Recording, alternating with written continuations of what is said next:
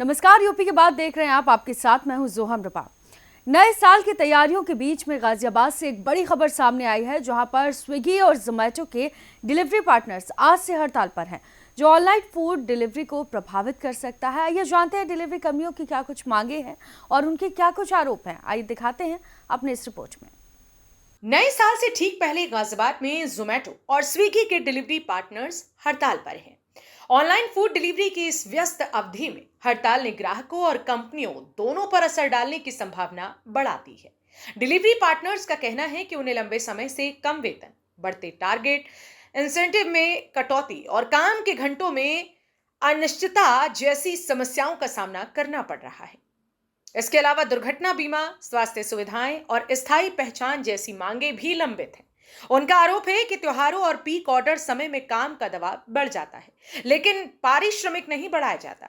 कई बार मांगे कंपनी तक पहुंचाने के बावजूद कोई समाधान नहीं निकला। सर बात यह है मतलब कि पैसे बहुत ज़्यादा कम दे रही है कंपनी। ठीक है, पिकअप बुला लेती है 3 किलोमीटर ड्रॉप, दे दिए 36 रुपये।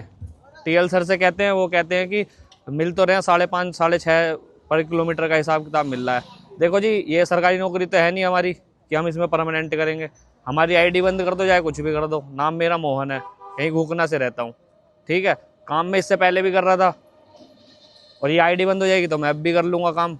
ये जीवन भर का तो ये काम है नहीं, है ना। तो ये है कि तो इतना पैसा करो कि कम से कम हमें भी दुख ना लगे। अब ये बताओ, पूरे दिन काम करते हैं, इंसेंटिव मिलता है 242 रुपये।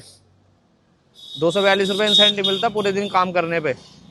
अब ये ओस पड़ रही है, कोहरा पड़ रहा है, इसका कुछ है ही नहीं चार्ज। कंपनी की तरफ से कोई इंश्योरेंस कुछ ऐसा भी होता है आपका? हाँ, ये इंश्योरेंस पॉलिसी होती है, अगर मर गया तो मिल जाएगा। क्या मिलता है उसमें?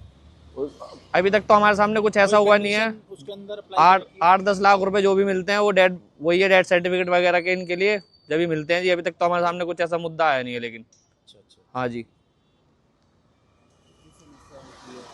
अच्छा, ऑर्डर देने में क्या समस्या आती है? ऑर्डर देने में हमें देखो कुछ समस्या नहीं आती। जो कोई हमसे फालतू बोलता है, हम तो कहते हैं बाबूजी देना ऑर्डर तो दे दो, वरना कोई बात नहीं, सपोर्ट पे लेके बात करके कैंसिल करा देते हैं। लेकिन ये है कि सपोर्ट ये कहती है आपके ऊपर कैंसिलेशन लग जाएगी, ऐसा हो जाएगा, वैसा हो जाएगा जी। हाँ, ये है जी, और कुछ नहीं है जी। बस ये है कि थोड़ा सा सुने हमारी भी, तो हम काम करें, वरना तो नहीं करेंगे। अच्छा, अब काम अगर ऑर्डर कैंसिल हो जाए हाँ, तो कितना पैसा कटता है उसमें? उसका जितना वैल्यू हो उसकी उतना तो कटता ही है। हड़ताल सर, यह काफ़ी सारे रेस्टोरेंट है। पहले तो ये सुनो, ये क्या करते हैं, ऑर्डर रेडी मार देते हैं। रेडी मारने के बाद ये आधे घंटे बाद ऑर्डर देते हैं। ठीक है, वो ऑर्डर हो जाता है बेकार, ठंडा। हम जैसे कस्टमर तक पहुंचते हैं, कस्टमर बोलता है ऑर्डर ठंडा होगा, मैं नहीं लूँगा, तो उसकी सारी पेनल्टी हमारे ऊपर आएगी। और एक चीज़ और सर, मैंने कल काम करा था, ये देखिए आप, 9 घंटे 44 मिनट, 12 ऑर्डर मारे, काम देखो खाली 358 रुपये। क्या लेके घर जाएंगे हम? तो ये कर इसमें दिया कोई आपने कंपनी। कंप्लेंट करी? क्या किससे कंप्लेन कर रहे हैं सर? कोई सुनता ही नहीं है, न कंपनी सुन रही है, न टीएल सुन रहा है।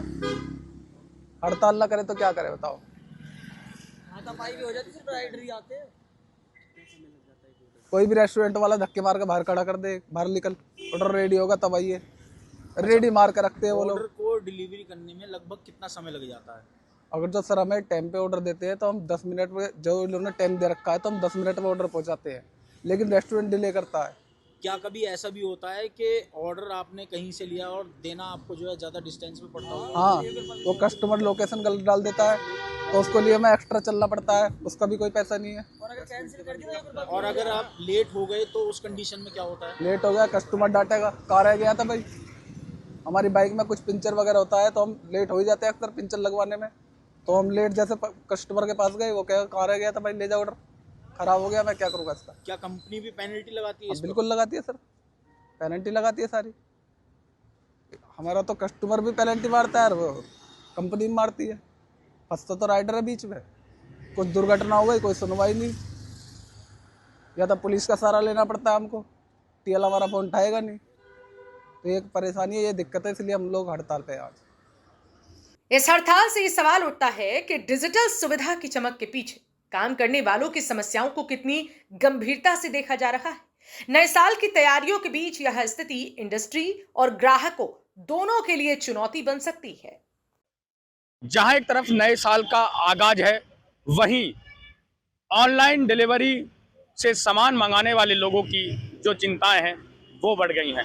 जी हाँ, गाजियाबाद के आरडीसी इलाके की बात कर रहे हैं, जहां पर स्विगी और जोमेटो के डिलीवरी करने वाले लोगों ने हड़ताल कर दी है। लोगों का साफ तौर पर कहना है कि जिस तरीके से लोगों को कम पैसा मिलता है और काम का जो प्रेशर है वो ज़्यादा रहता है, उसको लेकर लगातार वो कहीं ना कहीं इस तरीके के जो मामला है उसको लेकर लगातार अपनी आवाज़ उठाते रहे हैं और कंपनी से कई बार इस मामले में लेकर बात कर चुके हैं। कहीं ना कहीं उनका कोई भी निस्तारण नहीं निकल पाया है। अपने सीनियर अधिकारियों से बात करने के बाद भी पूरा मामला ढुलमुल रवैया रहता है।